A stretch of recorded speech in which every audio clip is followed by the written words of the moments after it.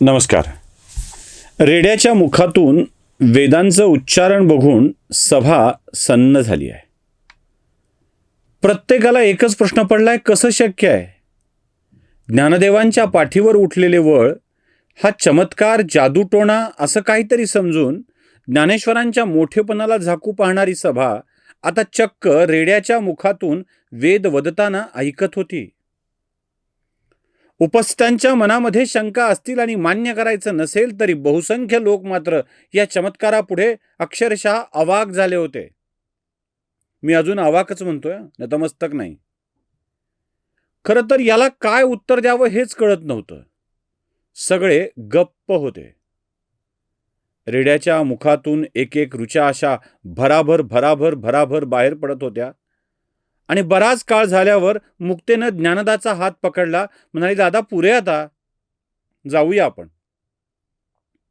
ज्ञानदेवांनीही मुक्तेचा हात हातात घेऊन सांगितलं, हो, जाऊया आता आपण. आणि ज्ञानदेवांनी त्या ज्ञाना रेड्याच्या डोक्यावरचा हात बाजूला काढला आणि तो शांतपणे उभा राहिला. पैठणच्या त्या गोदावरीच्या परिसरामध्ये, मंदिराच्या परिसरामध्ये एक अशी विलक्षण शांतता पसरली होती की सगळ्यांच्या मुखातून एकही शब्द बाहेर फुटत नव्हता. काय चमत्कार ना! मुक्ताईनं ज्ञानदाला सांगावं, ज्ञानदांनी रेड्याच्या पाठीवर डोक्यावर हात ठेवावा आणि रेड्याने मनसोक्तपणे ऋचा म्हणायला सुरुवात करावी. ज्ञानदेवांचा चमत्कार काय बघा. रेड्याच्या मुखातून सुद्धा वेदमंत्र बाहेर पडू शकतात. आजही चालू आहे. माझ्यासारख्या क्षमता नसलेल्या रेड्याच्या आणि वेड्याच्या दोन्ही अर्थाने त्या ज्ञानापुढे मी कोण आहे? पण मुक्ताईच्या निमित्तानं ही कथा मला सांगता येते आहे. 2 चांगल्या गोष्टी बाहेर पडत आहेत. बाकी चॅनलवर काय आहे? उकाळ्या पाकाळ्या, शिव्या देणं, टोमणे मारणं, कुचकं बोलणं, टीका करणं हेच चालू असतं. पण इथे ही सुंदर कथा सांगता येते आहे आणि ती मुक्ताईच्या प्रेरणेनं सांगता येते. आजही ज्ञानदेव ज्या रेड्यावर हात ठेवतील ना, त्या रेड्याला वेदमंत्र म्हणता येतील. काही वेड्यांना कळत नाही हा भाग सोडा. काही म्हशींना, काही वेड्यांना कळत नाही हा भाग सोडा. ज्ञानदेवांनी रेड्याच्या मुखातून वेद वदवले. हो, रेड्याला बोलायला शिकवलं, पण सामान्य माणसाला नाही. कळायचं नाही तुम्हाला, ते नाही कळायचं. त्यामुळे त्याच्यावर न बोललेलं बरं. कधी कधी एखादी घटना अशी येते की या वेड्यांचे दिवस बरे येतात. ठरवून वेड्याचे, नुसते वेडे नाही. म्हणजे खरं तर वेडे सगळे आपण जे या कथा निस्सीम भक्तीनं ऐकत असतो. असो, त्यावर नाही बोलायचं आपल्याला. ज्ञानदेवानी हात बाजूला काढला आणि मुक्तेचा हात पकडून चल मुक्ते म्हणाले. मग सभेला कळलं, आता ही बालकच जात आहेत. तेवढ्यात उपस्थितांच्या मधून एक आरोळी आली, ज्ञानेश्वर महाराज की. आणि त्या कीच्या नंतर एक मोठा जय जयकार झाला. कालपर्यंत संन्याशाचं पोर म्हणून ज्याला हिनवलं जात होतं, तो आता ज्ञानेश्वर महाराज झाला होता. काय चमत्काराशिवाय नमस्कार नसतो. आणि तोच नमस्कार आज पैठणला उपस्थित सगळाच ब्रह्मवृंद करत होता. अक्षरशः पायावर लोळण घेत होता. निघाले, 4ही भावंड निघाले. आता लोक रस्ता देत होती आणि त्या दिलेल्या रस्त्यासाठी झालेल्या मोकळ्या जागेवर गुडघ्यावर वाकून नमस्कार करत होती. घळाघळाट डोळ्यात आसवं होती. चुकलं आमचं, चुकलं आमचं, नाही ओळखता आलं तुम्हाला. तेच पैठण, हो, तेच पैठण. ज्या पैठणात ज्ञानदेवांना संन्याशाचं पोर म्हणून हिनवलं जात होतं. हीच ती धर्मसभा, ज्या धर्मसभेमध्ये ज्ञानदेवांना आईवडिलांच्या वाटेने का गेले नाहीत असं सुनावलं गेलं होतं. चारही भावंडांना नुसती नावं छान असली म्हणजे जगणं छान असतं असं नाही, असं सांगितलं गेलं होतं. तीच पूर्ण धर्मसभा आज ज्ञानदेवांच्या पुढे नतमस्तक होती. मुक्ताईला अक्षरशः ब्रह्मचित्कला समजत होती आणि त्या छोट्याशा मुक्तेचं सुद्धा दर्शन घेत होती.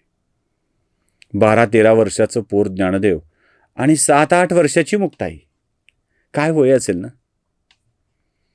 पण हे सगळे त्या सगळ्यांच्या चरणी नतमस्तक होत होते. गंमत काय झाली, रेडा ज्ञानदेवांच्या पाठोपाठ जाऊ लागला आणि ज्याचा रेडा होता तो कुशाबा मात्र कावरा-बावरा झाला. तो म्हणाला, धनी, माझा रेडा गमावला मी, आता कसं जगू. ज्ञानेश्वरांच्या आजोबांनी त्याला सांगितलं, चिंता नको करू, तुझ्या रेड्याचं कल्याण झालंय. अहो, कल्याण रेड्याचं झालं, माझं आयुष्य तर उघड्यावर आलं की. त्याच्यावरच पाणी भरून जगत होतो, तोच ज्ञानदेवांच्या नादी लागला. आता मी काय करू. चिंता नकोस करू, तुला मी वेगळा रेडा घेऊन देईल, त्याच्यावर तू तुझं काम कर. आता हा ज्ञानदेवाच्या सोबत जाऊ दे. ज्ञानाच्या सोबत निघाला. ज्ञानाच्या पाठोपाठ निघाला. मुक्ताईला तर काय विलक्षण आनंद ना.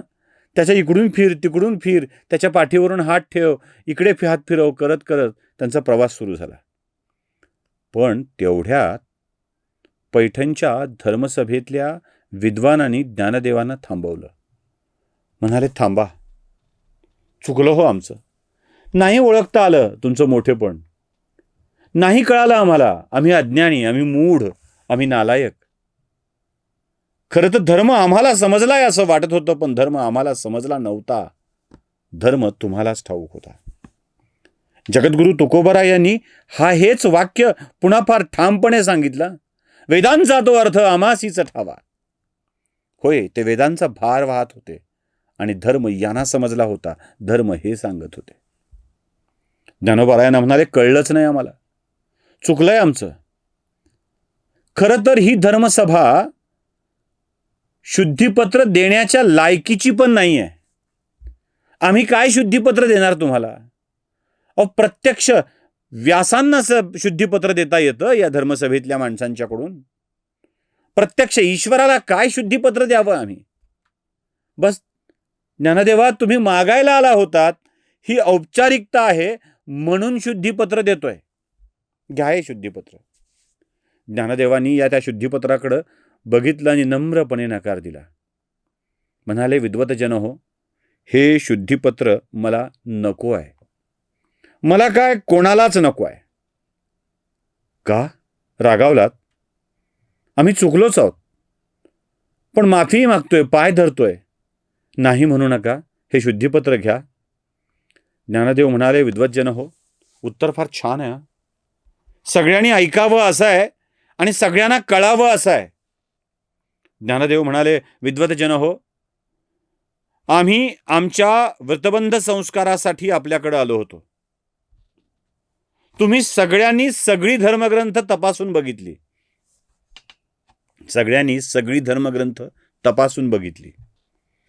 आमच्या वडिलांनी केलेल्या अपराधाला कुठेही उत्तर नाही, कुठेही त्याची नोंद नाही.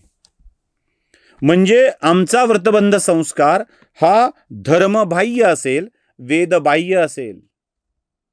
आणि जे धर्मबाह्य आहे, जे वेदबाह्य आहे, ते मला करायचे नाही. धर्मबाह्य आणि वेदबाह्य कृतीला प्रत्यक्षात आणून एक वेगळं उदाहरण मला द्यायचं नाहीये. मला काय घडवायचं होतं. व्रतबंध संस्कार करणे हा माझ्यासाठी आवश्यक भाग नव्हता.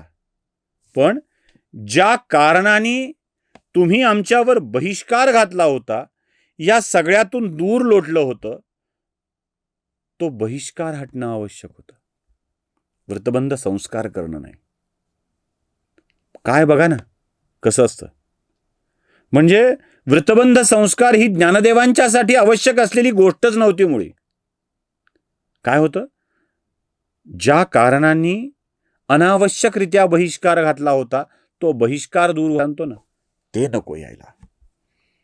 ज्ञानदेवांनी नम्रपणे नकार दिला आणि या पोरांची काय विद्वत्ता असेल याचा विचार करून धर्मसभा अख्खी, बघा, सगळी धर्मसभा एकच वाक्य बोलत होती, ज्ञानेश्वर महाराज की जय, ज्ञानेश्वर महाराज की जय, निवृत्ती महाराज की जय, मुक्ताई की जय.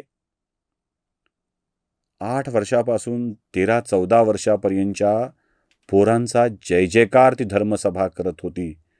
आज ते संकट टळलं होतं. पुढे अजून काही भव्य दिव्य घडणार आहे आणि त्याला कारणही आपली छोटीशी मुक्ता असणार आहे. काय त्या कथा जाणून घेऊया पुढच्या भागात. नमस्कार.